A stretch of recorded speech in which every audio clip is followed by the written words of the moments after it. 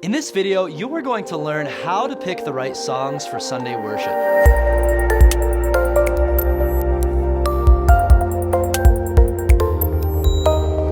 My name is Jake Goslin from churchfront.com. This is a channel that helps church leaders grow themselves and grow their church. Never miss out on our latest content by hitting the subscribe button, and if you find this resource helpful for your ministry, hit that like button as well. As a worship leader, I love having the responsibility of picking the songs my church is going to sing every week. Think about how cool of an opportunity that is. Whether your church is 50 people or 5,000 people, as a worship leader, you have the privilege of curating a musical and spiritual experience that deeply impacts the lives of those in your church. Song selection plays a huge role in your congregation's spiritual health. The songs you pick will be stuck in their head throughout the week. They won't remember your pastor's sermon, but they will remember that catchy new song by Elevation Worship. A lot is at stake when we select songs on a weekly basis. So how do we make sure we are picking the right songs? While there is no clear-cut process for choosing the right songs, I do believe there are a handful of things worship leaders should consider on a weekly basis as they open up Planning Center and start plugging in their song choices. This is by no means an exhaustive list, but I want to show you the things I consider most often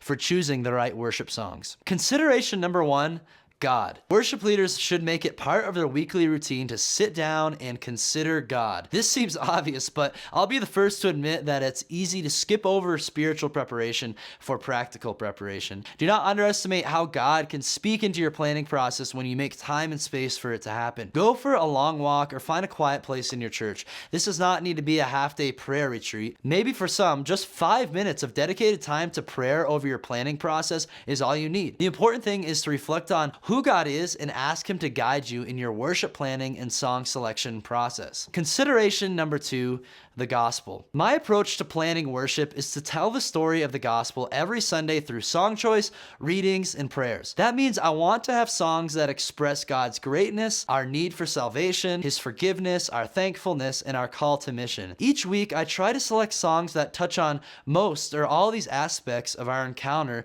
with God. A book that helped me think this way about picking worship songs is Christ-Centered Worship by Brian Chappell. After learning this paradigm, my song selection process is informed by the narrative of the gospel instead of haphazardly picking songs that just seem to fit well together. Consideration number three, the message or theme of the day. The message of the sermon or theme of the day also plays a role into my song selection process. I do not try to force this. While the sermon is a crucial part of worship, it should not determine the choice of every song. As I explained already, the whole gospel narrative should be told throughout the worship experience. So while it is good to have a song, maybe two that reinforce the sermon message, I feel like the purpose of music and other aspects of worship should be to take the congregation places where the sermon does not. In my current worship leading context, most of the worship music is before the sermon, and we have one response song after the sermon. That is where I will place a song that really reinforces the message. Consideration number four, song frequency. Before scheduling a song, I will look at the song use history. Planning Center makes this really easy when viewing services in Matrix View or by looking up the song's history in the library. I want to be sensitive to whether or not a song has been played too much or too little. If I'm introducing a new song, then I'll play that song multiple weeks in a row. If it's a song that is a standard in our library, I will play it every 4 to 6 weeks. Consideration number five,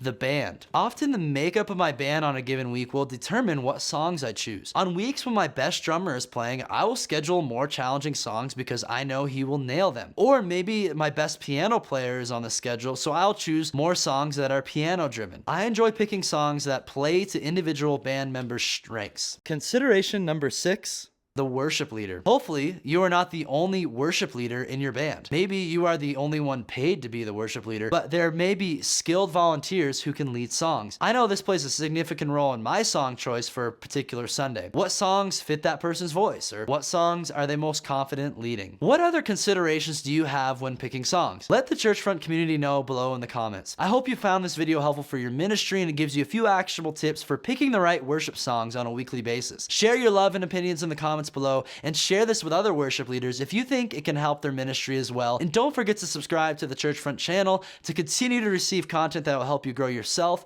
and grow your church.